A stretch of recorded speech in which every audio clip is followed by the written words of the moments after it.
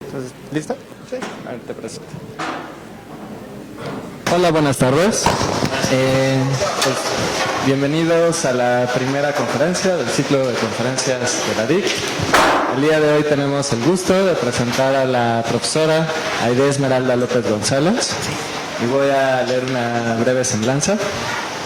Ella inició su carrera de Ingeniería Geofísica aquí en la facultad en el 2003 y comenzó como ayudante de profesora en el 2010. Trabajó un tiempo en una compañía de remediación de suelos contaminados por hidrocarburos como ingeniera de proyectos. Posteriormente hizo la maestría en el posgrado de Ciencias de la Tierra del Instituto de Geofísica y continuó con los estudios de doctorado en 2014 y está ya a punto de doctorarse. Ha participado en diversos proyectos del Departamento de Geofísica, como la exploración de las minas de la alcaldía Álvaro Obregón, así como en estudios profesionales del Instituto de Geofísica. Ha sido profesora de asignatura de prospección eléctrica desde 2013 hasta la fecha. Pues le damos la bienvenida. Muchas gracias por aceptar la invitación. Gracias.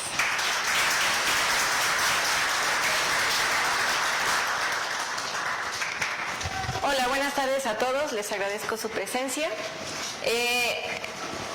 A grandes rasgos, pues prácticamente ha sido parte de mi tesis de maestría y doctoral. Sin embargo, pues ha dado como resultado muchas otras ramas de investigación y cosas muy interesantes, tanto en la docencia como en la investigación geofísica en métodos eléctricos. Y voy a presentar aquí algunos resultados, algunos logros, pues algunos proyectos que tenemos en mente para un futuro cercano y lejano y algunas conclusiones.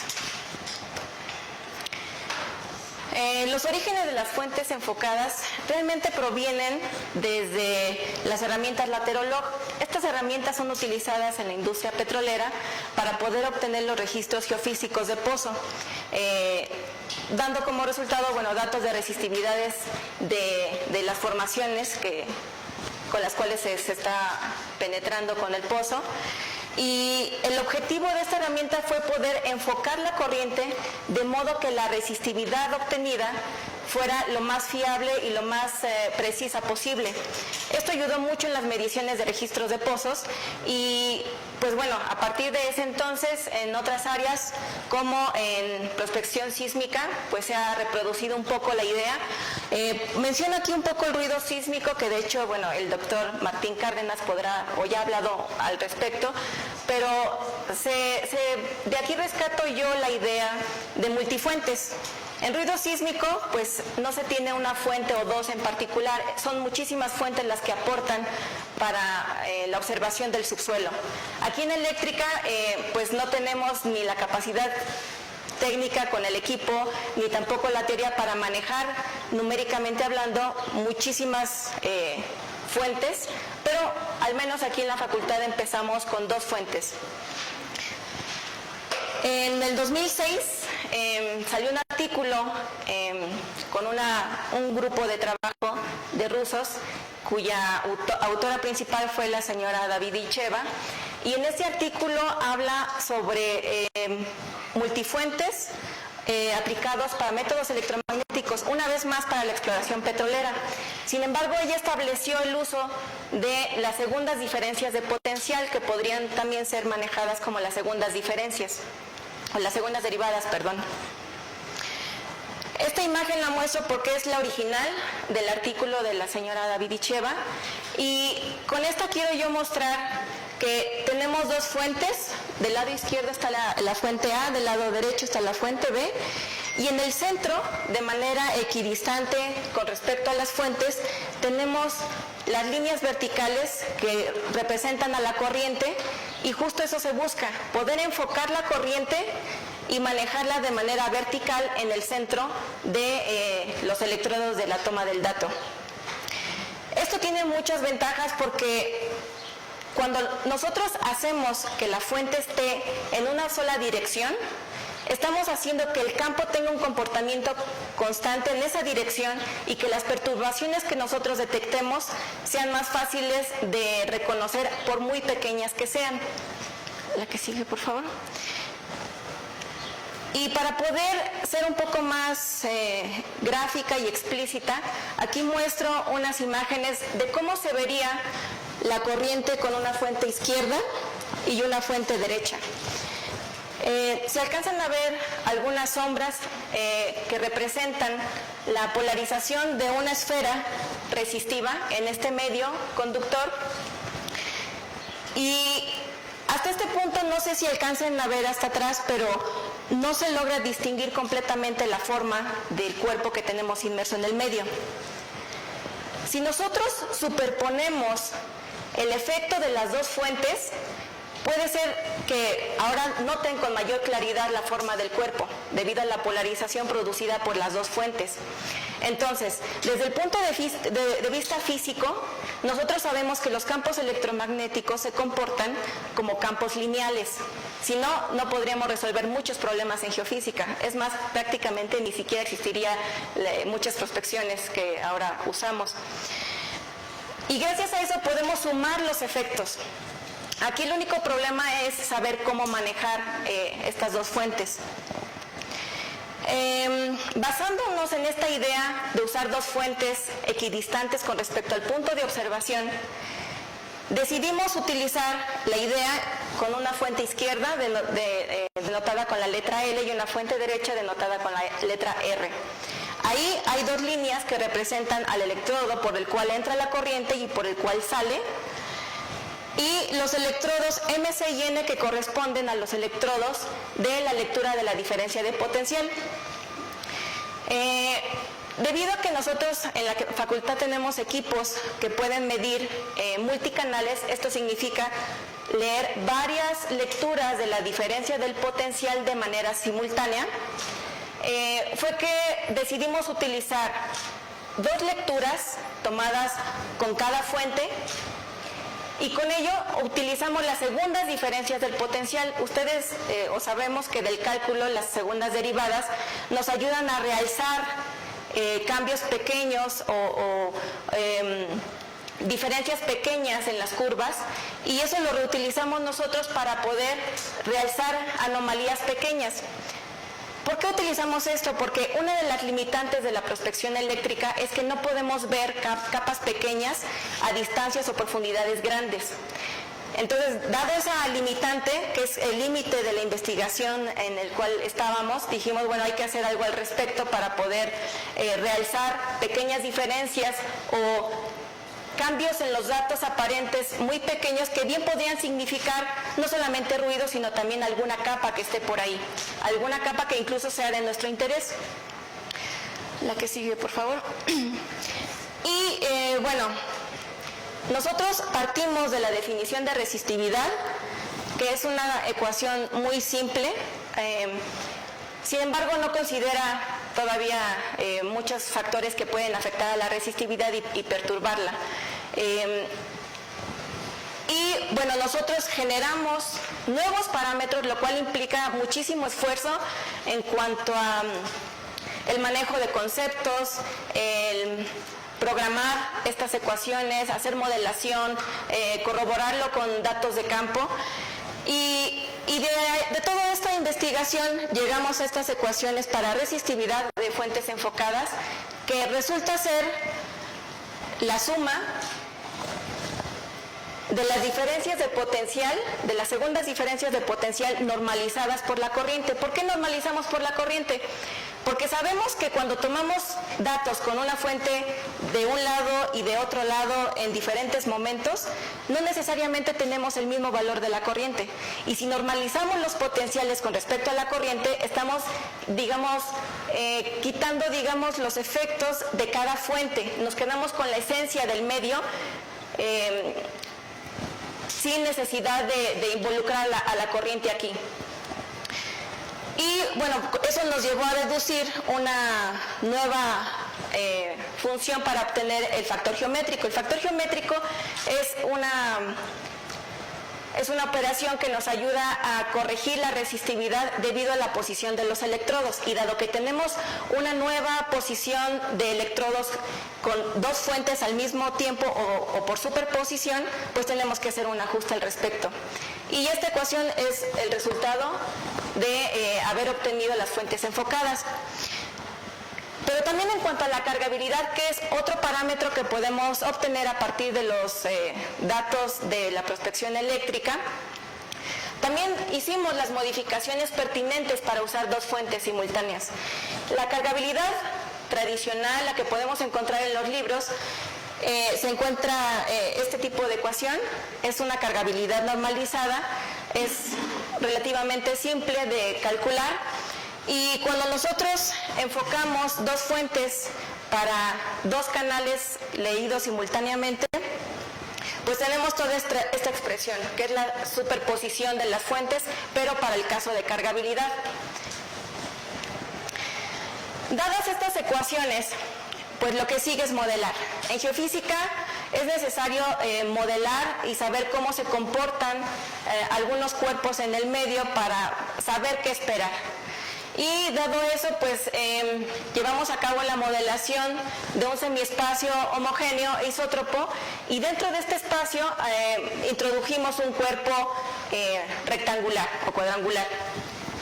Quiero mostrarles que, por ejemplo, la línea de puntos es exclusivamente la respuesta para una sola fuente, lo que se hace tradicionalmente, y del lado izquierdo, las líneas que están a dos puntos y líneas a trazos corresponden a las de una sola fuente, pero del lado izquierdo. La línea continua corresponde a las segundas diferencias de potencial. Entonces, la primera gráfica de la esquina superior izquierda, podemos notar claramente que la respuesta de un arreglo tradicional dipolo-dipolo para fuente izquierda y derecha, tenemos la anomalía ligeramente tendiendo hacia la izquierda o derecha dependiendo de la fuente. Cuando nosotros hicimos la modelación de las segundas diferencias de potencial, podemos ver que es un comportamiento como en M, en donde ya están incluidos los efectos de ambas fuentes. Y algo semejante ocurre para la cargabilidad. Después lo que hicimos fue poner un cuerpo muy pequeño en la superficie de este semiespacio homogéneo, de modo que tratáramos de perturbar la respuesta y ver qué tanto se modifica o perturba las fuentes enfocadas con las segundas diferencias de potencial, y notamos que hay una ligera distorsión en las curvas, pero aún así permanece la anomalía. Desde el punto de vista de ingeniería, a veces no es tan importante obtener las anomalías del libro, sino simplemente que existan y que podamos localizarlas en el medio. Cuando nosotros, además del semiespacio homogéneo, el cuerpo a investigar y la pequeña perturbación en superficie, le agregamos 5% de ruido, notamos que en cargabilidad, aún con el ruido, no hubo perturbación de la anomalía. En el caso de la resistividad, ahí sí tuvimos problemas con la perturbación. Y aún cuando tenemos problemas con la perturbación en resistividad, el hecho de que en cargabilidad se haya mantenido prácticamente inalterada, eso nos ayuda mucho, porque en polarización inducida, pues es muy común tener ruido y que el ruido nos bloquee o nos impida ver las anomalías por los cuerpos que fueron polarizados. Y dado esto, ya que tuvimos las ecuaciones, la modelación, pudimos ir a hacer una toma de datos, lo cual pues fue una gran ayuda que nos pudieran proporcionar un sitio. Este sitio está en el Valle del Mezquital, en el estado de Hidalgo.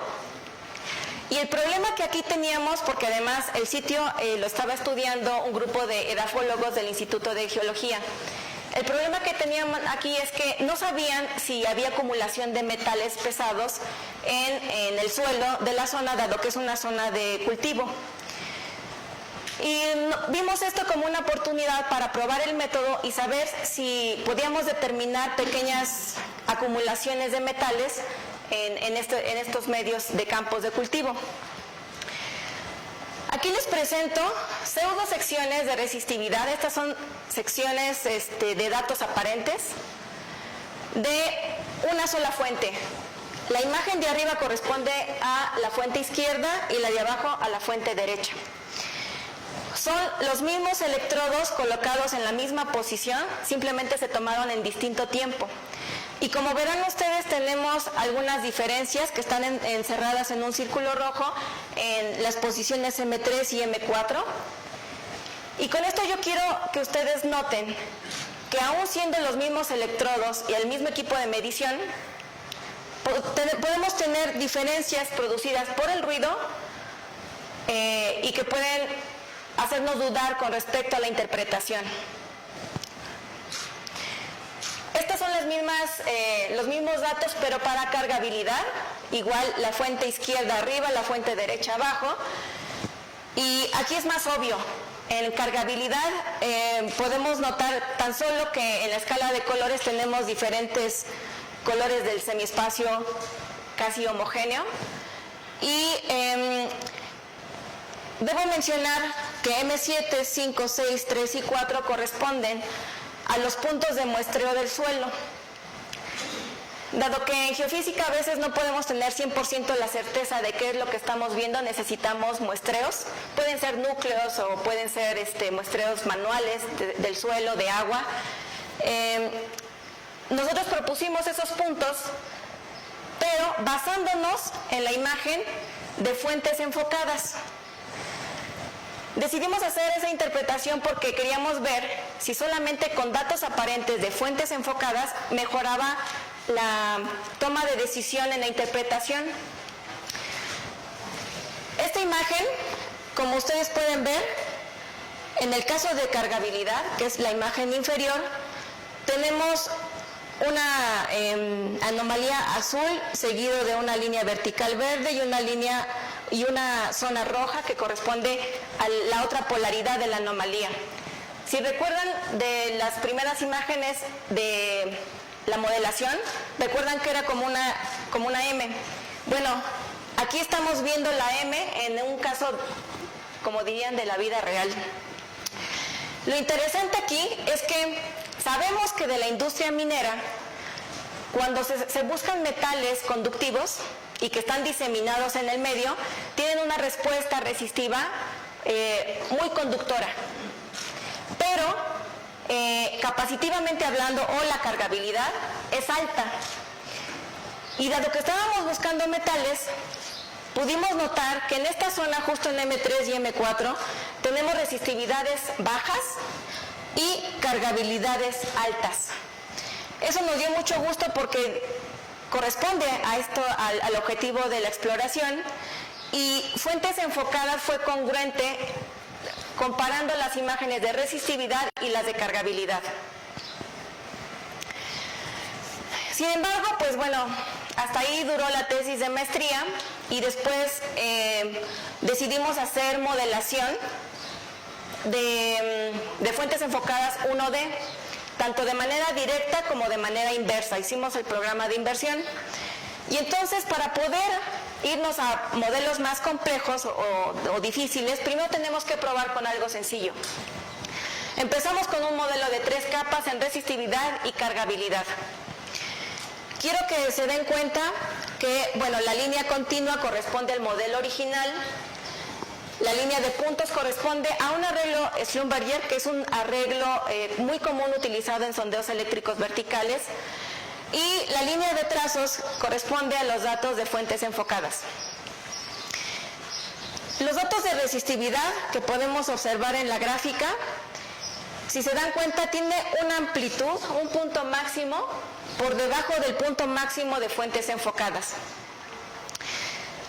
¿Qué significa esto para nosotros? Que las fuentes enfocadas realzan realmente la anomalía con respecto al modelo original.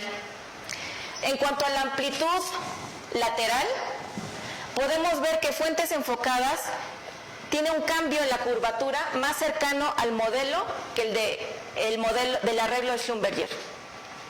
Entonces, aun cuando estamos viendo datos aparentes, tenemos mayor precisión en la localización de la profundidad y mayor precisión en cuanto a la amplitud o los valores de resistividad y de cargabilidad.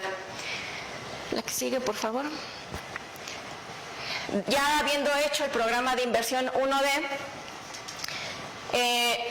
invertimos con un software comercial, que de hecho incluso ya hay softwares demos en internet, y pudimos notar que el software demo para los datos de Schlumberger nos dan espesores de capa casi del doble con respecto al modelo original.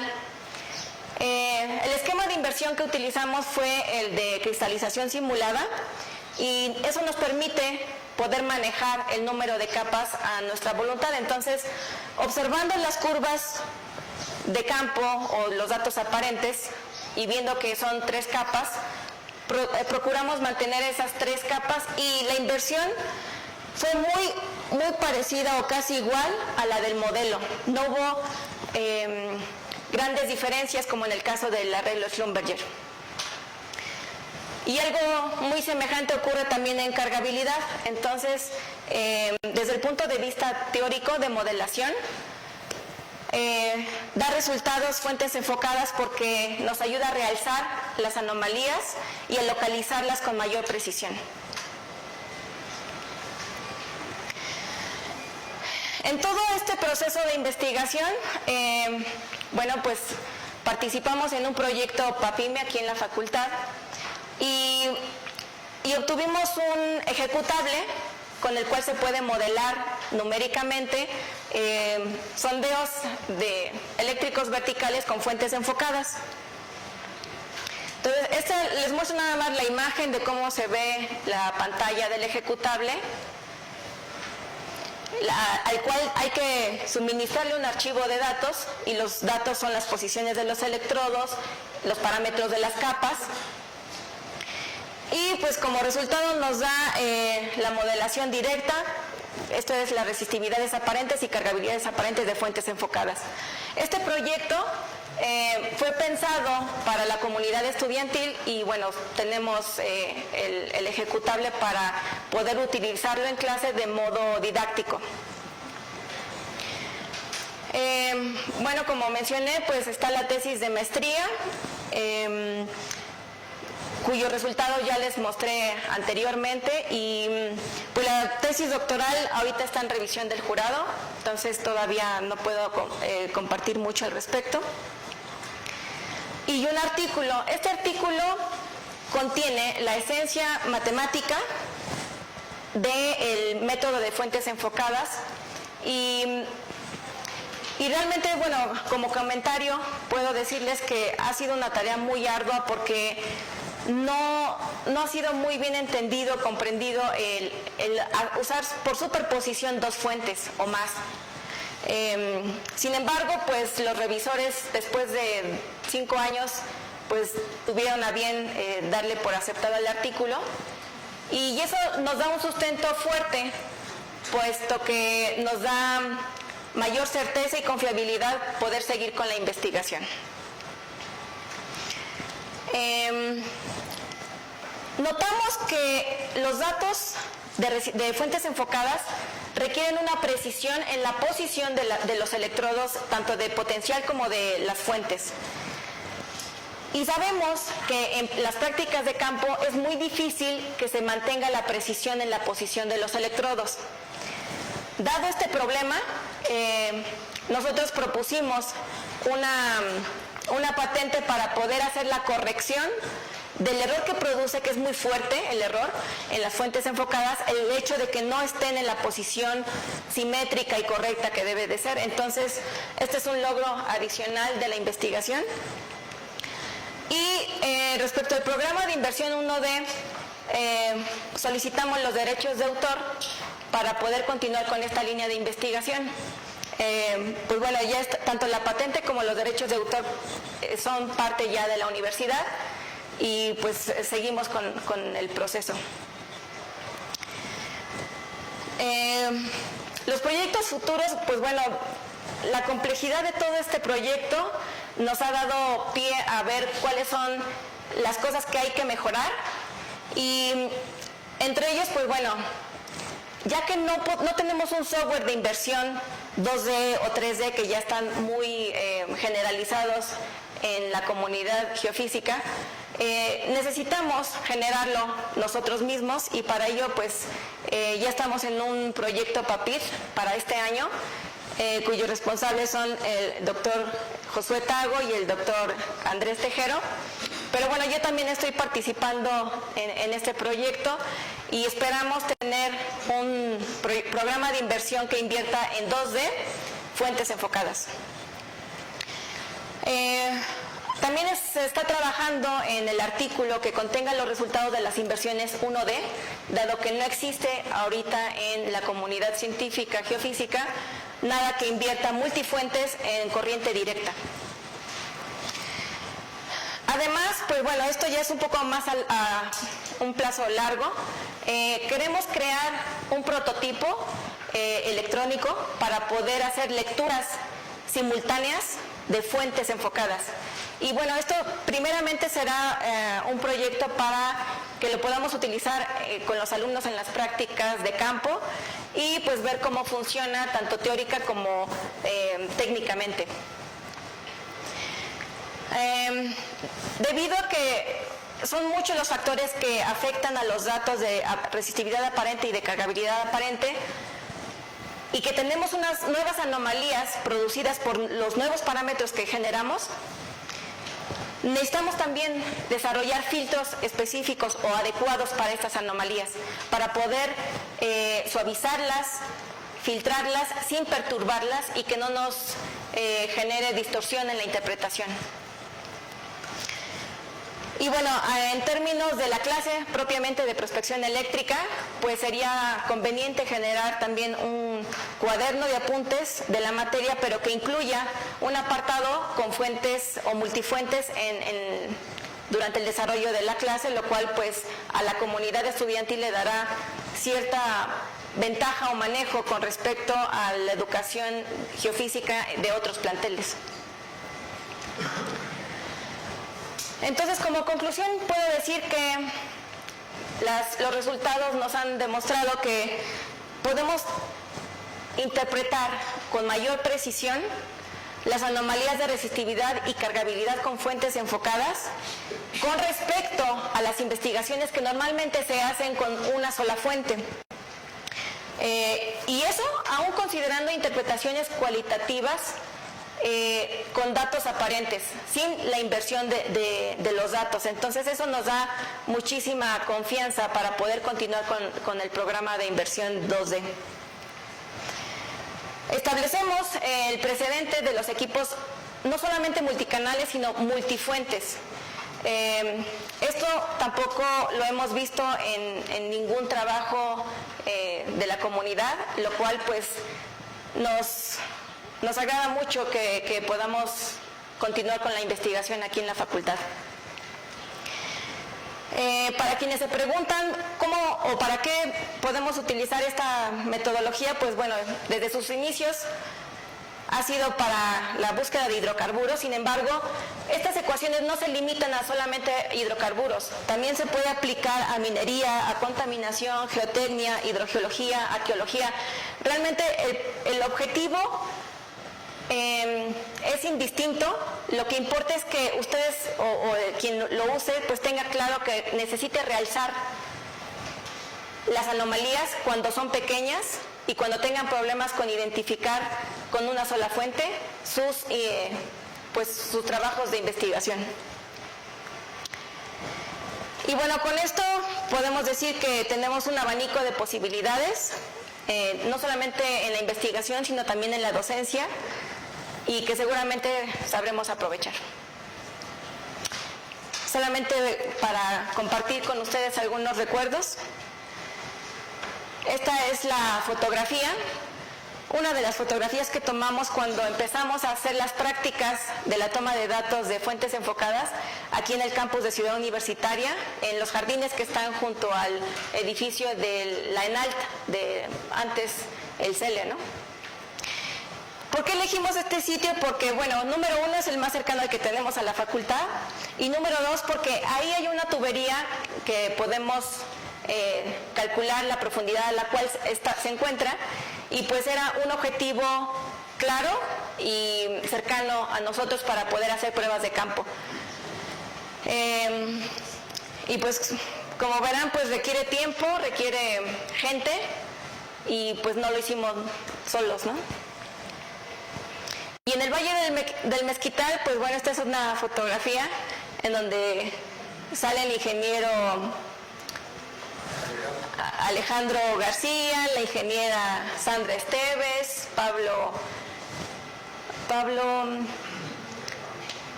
olvidé su apellido, Aguirre, gracias, obviamente el doctor Tejero y una buena amiga, Lucero Hernández, que ahora ya es doctora, y gracias a ella pues pudimos hacer la toma de los datos en el Valle del Mezquital. Aquí, no sé si por la luz se aprecie, pero aquí salgo yo y el señor que lleva sombrero es el dueño de las parcelas donde hicimos los estudios. La familia lleva por apellido Cornejo y definitivamente sin él no hubiéramos podido entrar a las parcelas para hacer los estudios. Y tengo que agradecer al CONACYT, al posgrado de la UNAM de Ciencias de la Tierra, al Instituto de Geofísica y al Instituto de Geología por todo su apoyo y por todas las actividades que llevamos en conjunto. Gracias.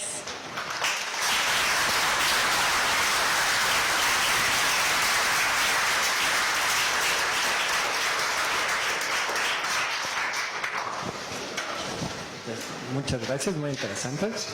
¿Tenemos tiempo para algunas preguntas? Sí. Hola, ¿qué tal? Tengo una duda respecto a una figura en la que hay 6 gráficas. Tenemos 3 de cargabilidad y 3 de resistividad. En la de hasta abajo a la derecha comentó que tienen 5% de ruido. Y mi duda es por qué, o si proponen o creen saber por qué se modifican tanto esa gráfica en comparación con la de cargabilidad, que no se modifica tanto. Ok. En comparación. Primero voy a explicar el de cargabilidad porque creo que es un buen ejemplo del por qué ayuda mucho en cargabilidad y no en resistividad, para que sea más didáctico. La cargabilidad es un parámetro que está normalizado. ¿A qué me refiero normalizado? A que necesitamos los voltajes en estado estacionario y los voltajes del decaimiento del potencial después de haber aplicado la corriente. Dado que usamos las segundas diferencias de potencial, ¿sí? Aplicamos las segundas diferencias de potencial tanto arriba como abajo. ¿Eso qué implica? Que estamos quitando los efectos del ruido, tanto del ruido en corriente directa de resistividad como en el de polarización. Por eso es que no se ve tan perturbada en cargabilidad. ¿Qué pasa con resistividad? Resistividad no es un parámetro normalizado por los mismos voltajes. Entonces, debido a que son las segundas diferencias, son más susceptibles, ¿no?, al ruido que en el caso de los potenciales, porque están normalizados por los potenciales, vaya la redundancia, del decaimiento del potencial. ¿Sí? Por esas razones que vemos que tenemos todavía un poquito de problemas en resistividad por el ruido. Ok, gracias.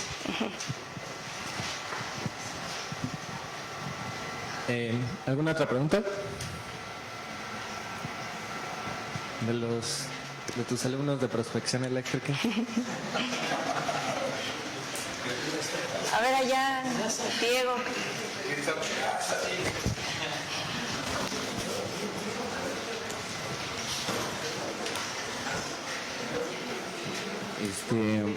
Igual veo que analizó con dipolo y mi pregunta era por qué exactamente con ese método se había comparado, porque bueno, creo que también muestra gráfica que lo compara con el Schlumberger, pero igual como que hay otros métodos que podrían pensarse, ¿no? Sí, claro. Es buena pregunta. Últimamente en las investigaciones es muy usual tomar datos con dipolo-dipolo. La ventaja de utilizar dipolo-dipolo aquí es que al tener por separado los electrodos de corriente con respecto a los de potencial, es fácil manejar para fuentes enfocadas la posición de la fuente con respecto al electrodo central al cual vamos a enfocar la corriente. Entonces, debido a que es usual el arreglo dipolo-dipolo, decidimos utilizarlo como referencia. Sin embargo, definitivamente los arreglos simétricos como Schlumberger o Benner pues también tienen mejor calidad en la señal, pero tenemos problemas con el enfoque de la corriente con respecto al modelo que utilizamos para fuentes enfocadas. Entonces, bueno, para el modelo 1D utilicé Schlumberger porque es usual para 1D, para los sondeos eléctricos verticales usar Benner o Schlumberger. Pero para el caso de trabajos 2D utilizamos el arreglo dipolo-dipolo. De manera indistinta, realmente las anomalías no deben depender en sí del arreglo para poder interpretarse como anomalía. Entonces realmente por el momento puedo decirte que es indistinto con qué arreglo, siempre y cuando pues podamos establecer el arreglo de fuentes enfocadas como lo establecimos primero, ¿sí?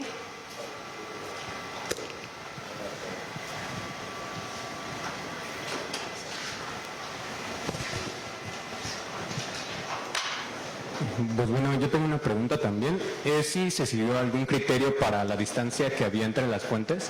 ¿Si se probaron distintas distancias o que debe seguir algún criterio específico? Ok. Sí, esa es una pregunta que también nos hicieron algunos revisores del artículo, porque se sabe que el arreglo dipolo, cuanto más se separen entre sí los electrodos de corriente con respecto a los de potencial, aumenta la posibilidad de tener más ruido que señal. Sin embargo, dado que decidimos probar el arreglo dipolo-dipolo para fuentes enfocadas, no escatimamos en limitar la distancia entre los electrodos de corriente y de potencial. Los fuimos abriendo y los fuimos abriendo hasta obtener la profundidad deseada. ¿Por qué también lo quisimos hacer así? Porque quisimos ver hasta dónde el método, aún con arreglo dipolo-dipolo y aún abriendo la distancia que sea, si podíamos tener buenos resultados por el simple hecho de aplicar las segundas diferencias de potencial. Entonces, sí, en teoría no debe ser muy larga la distancia entre los dos dipolos, por condiciones que ya se conocen del ruido en estos arreglos. Sin embargo, en fuentes enfocadas, al menos con las pruebas que hicimos teóricas y la que hicimos en campo en el Valle del Mezquital, pudimos ver que no nos afectó en la interpretación, lo cual es bastante bueno también para nosotros, ¿no? Gracias.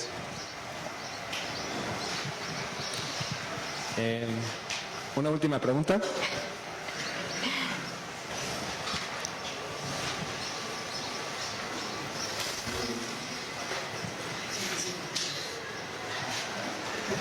Gracias, felicidades, Aide, por tu trabajo.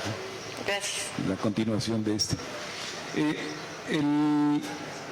¿Bajo qué condiciones del subsuelo se presentarían las mayores limitantes de la aplicación del método? Buena pregunta.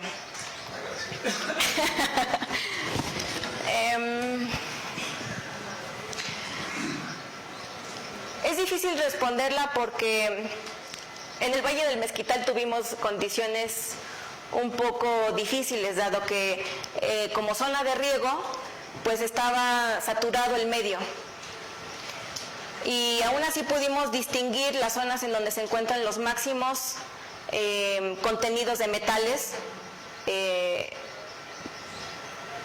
todo el espectro de metales que podían detectarse. Y aún con estas condiciones pudimos dar la zona en donde había esa acumulación. Definitivamente tendríamos que probar en otras zonas, en otros ambientes, para ver hasta dónde llega el método o en qué condiciones no se puede tener buena calidad o buena interpretación o resolución. Yo creo que mucho depende de la calidad del equipo que se tenga de medición, depende del buen diseño de la toma del dato y que se cumplan las suposiciones tanto de la prospección eléctrica en general como de las fuentes enfocadas. Que tiene que ver, por ejemplo, en la posición de los electrodos, de si no están en la posición correcta o no se corrige debido a la posición alterada de los electrodos, sí podemos fallar en la localización de nuestro objetivo. Entonces no puedo decir bajo qué condiciones no funciona, porque todavía falta mucho que investigar, mucho que probar. Inclusive pues nos sugirieron hacer un análisis del error de las ecuaciones, lo cual es muy válido a nivel numérico. Y pues bueno, hasta el momento no nos ha fallado, pues. Sí, bueno, por ejemplo, el método sísmico, o sea, está diseñado para estructuras estratificadas. La velocidad aumenta con la profundidad. ¿Sí? O sea, es en general. Y entonces una limitante es, por ejemplo, en ambientes metamórficos o realmente irregulares donde no se puedan observar reflexiones o refracciones, pues dice uno, bueno, ¿sabes qué? Pues mejor ni le entro, ¿no?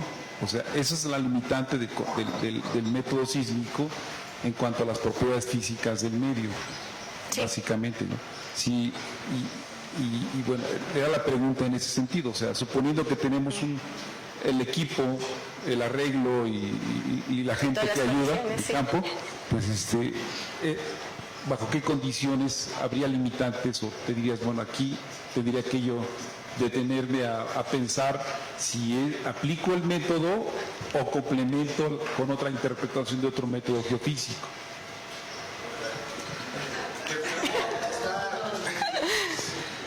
Tiene las mismas restricciones que cualquier método eléctrico. Si la primera capa, la más superficial, por ejemplo, fuera conductora, tendríamos problema para la penetración de la corriente. Es más, es lo mismo. Con respecto a la profundidad, en verdad esta es una limitante del equipo por la potencia que tiene el equipo. El Siscal que tenemos es de 250 watts, máximo 2.5 amperes, que nunca lo hemos metido, a lo más que hemos metido es 1.5. Con el nuevo equipo supuestamente podemos meter 2.5 a 1200 watts, que ya es bastante potencia. Pero no hay limitante. Por ejemplo, si conseguimos un equipo de minería que maneja hasta 30 amperes, lo podemos separar kilómetros. Y si todavía nos vamos a marinos que meten 100 amperes, podemos alcanzar profundidades muy grandes. O sea, la limitante ahí es de equipo. Pero la limitante más fuerte es que tu primera capa no sea sumamente conductora, porque tendríamos problema de la penetración de la corriente. Si la primera capa es más o menos conductora y aunque abajo tengas una capa muy conductora, es factible pasarla. Sí, eso no es problema. En ese sentido, por eso mencioné el caso del Valle del Mezquital, porque estábamos en una zona con un suelo muy saturado y conductor. Y aún así, o sea, no teníamos un equipo de minería, tampoco necesitábamos penetrar a 100 metros, 200 metros. Estábamos en una zona edafológica, rebasando apenas los 2 metros, y aún así, o sea, pudimos localizar una zona de interés del objetivo de la investigación. Entonces, las limitantes de la prospección eléctrica, como lo dijo el doctor Tejero, pues si tenemos la primera capa o muy resistiva, muy resistiva, o muy conductora, vamos a tener problemas de penetración. Además de que en teoría no se pueden ver objetivos muy pequeños a grandes profundidades o distancias. Sin embargo, pues bueno, el propósito de esto es minimizar esa limitante, la última que mencioné, para poder ver anomalías más pequeñas o contrastes más pequeños entre las capas y poder localizarlos con cierta precisión. Pues, a nombre del jefe de la división, que no está presente, te hago entrega de una constancia. Muchas gracias. Muchas gracias. Y le agradecemos de nuevo a la profesora por su plática.